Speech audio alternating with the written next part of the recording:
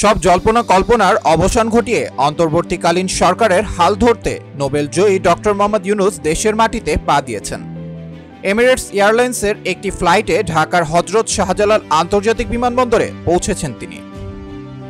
Olympic কমিটির আমন্ত্রণে বিশেষ অতিথি হিসেবে ফ্রান্সের প্যারিসে গিয়েছিলেন ডক্টর ইউনূস। বিশ্বের সর্ববৃহৎ এবং সর্বোচ্চ সম্মানজনক প্রতিযোগিতা হল অলিম্পিক গেমস। 2020 সালের জাপান অলিম্পিকের মশাল বাহক ছিলেন প্রফেসর ইউনূস। পৃথিবীর ইতিহাসে অলিম্পিক লরেল দেয়া হয়েছে মাত্র 2 জনকে, তার মধ্যে ডক্টর ইউনূস একজন। 2024 সালের প্যারিস অলিম্পিকের মূল থিম করা হয়েছে প্রফেসর ইউনূসের সামাজিক ব্যবসা তত্ত্বের উপর ভিত্তি করে। অলিম্পিক গেমসের ওয়েবসাইটের টাইটেল পেজে ডক্টর ইউনূসের ছবি।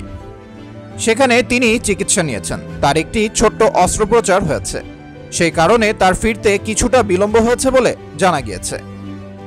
দ্বাদশ জাতীয় সংসদ বিলুপ্তির পর ডক্টর মোহাম্মদ ইউনূসকে প্রধান করে দেশের অন্তর্বর্তী সরকার গঠনের সিদ্ধান্ত হয়েছে। আজ রাত 8টায় শপথ গ্রহণের কথা রয়েছে। ছাত্র জনতার আন্দোলনের মুখে 5 আগস্ট সোমবার প্রধানমন্ত্রীর পদ থেকে শেখ হাসিনার পদত্যাগের পর দেশ পরিচালনার জন্য অন্তর্বর্তীকালীন সরকার গঠনের প্রক্রিয়া শুরু হয়। 6 আগস্ট মঙ্গলবার রাতে বঙ্গভবনে রাষ্ট্রপতি মোহাম্মদ শাহাবুদ্দিনের সঙ্গে 3 বাহিনীর প্রধান ও ছাত্র আন্দোলনের সমন্বয়কদের বৈঠকে এই সিদ্ধান্ত হয়। গতকাল বুধবার নিজের ভেরিফাইড ফেসবুক পেজে দেশবাসীর উদ্দেশ্যে দেয়া এক বার্তায় ডক্টর মোহাম্মদ ইউনূস বলেন, আমি সাহসী ছাত্রদের অভিনন্দন জানাই, যারা আমাদের দ্বিতীয় বিজয় দিবসকে বাস্তবে রূপ দিতে নেতৃত্ব দিয়েছে। অভিনন্দন জানাই দেশের আপামর জনসাধারণকে, যারা ছাত্রদের এই আন্দোলনে পূর্ণ সমর্থন দিয়েছেন। আসুন আমরা আমাদের এই নতুন বিজয়ের সর্বোত্তম সদ্ব্যবহার নিশ্চিত করি। আমাদের কোনো প্রকার ভুলের কারণে আমাদের এই বিজয় যেন হাতছাড়া হয়ে না যায়। প্রফেসর ইউনূস বাংলাদেশের একজন গর্বিত সন্তান, যিনি নোবেল পুরস্কার লাভের মাধ্যমে বাংলাদেশের নাম বিশ্বের দরবারে উজ্জ্বল করেছেন। প্রফেসর ইউনূসের মতো একজনকে সরকার প্রধান হিসেবে পেয়ে দেশের সুনাম এবং গৌরব বৃদ্ধি পাবে বলে তরুণ প্রজন্ম থেকে শুরু করে সবার প্রত্যাশা। এমন সুযোগ কম দেশই পায় যেখানে একজন নোবেল পুরস্কার বিজয়ী ব্যক্তি নেতৃত্ব দিতে সম্মত হন।